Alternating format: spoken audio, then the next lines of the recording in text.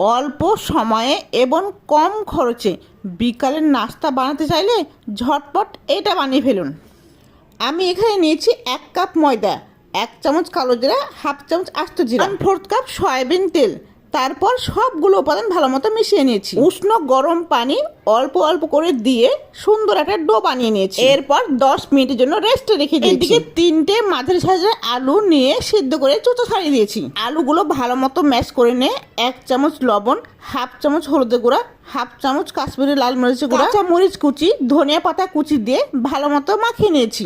আর একটি পাত্র নিয়ে হাফ কাপ ময়দা, হাফ চামচ চিলি ফ্লেক্স, হাফ চামচ চাট মশলা, অল্প পরিমাণ পানি দিয়ে একটা আটার গোলা বানিয়ে রেখে দিয়েছি। চিনিতে সামান্য পরিমাণ শুকনো আটা দিয়ে আগে থেকে বানিয়ে রাখা আটার ডো থেকে লেচি কেটে নিয়ে বড় সাইজের একটা রুটি বানিয়ে নিয়েছি। রুটি বানানো হয়ে গেলে আলুর যে মিশ্রণ তৈরি করে রেখেছিলাম সেটা রুটির ওপর সম্পূর্ণ প্রলেপ দিয়ে দিয়েছি। রুটির ওপর আলুর প্রলেপ দেওয়া হয়ে গেলে ভিডিওতে যেভাবে দেখেছি সেভাবে রাউন্ড শেপ দিয়ে এরপর চাকুর সাহায্যে 1.5 ইঞ্চি পরপর টুকরো টুকরো করে কেটে নিয়েছি। এই তো আমার সবগুলো নাস্তা রেডি হয়ে গেছে।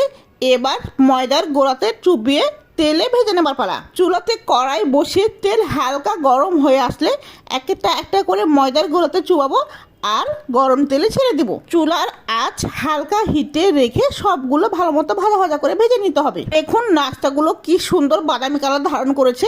এবার একটা একটা করে সবগুলো তুলে নিব। নাস্তাগুলো এতটাই খাস্তা হয়েছে, চামচের সাহায্যে আঁচড় পারলে চমৎকার একটা আওয়াজ হচ্ছিল। যারা এইভাবে এখনো নাস্তা বানাননি তারা অবশ্যই এই ভিডিওটি দেখার পর বানিয়ে খেয়ে দেখবেন। ভিডিওর সাথে থাকার জন্য অসংখ্য ধন্যবাদ সবাইকে।